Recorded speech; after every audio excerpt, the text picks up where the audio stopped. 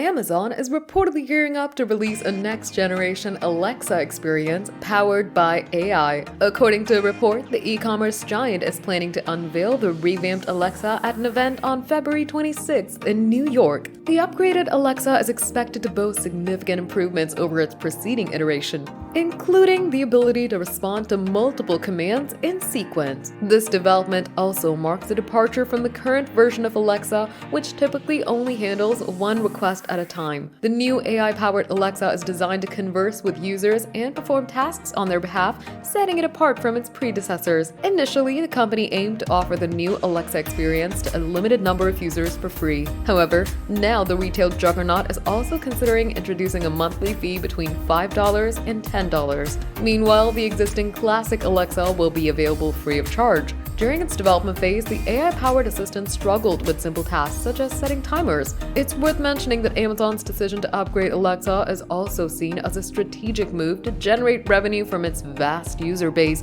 which exceeds 500 million Alexa-enabled devices worldwide.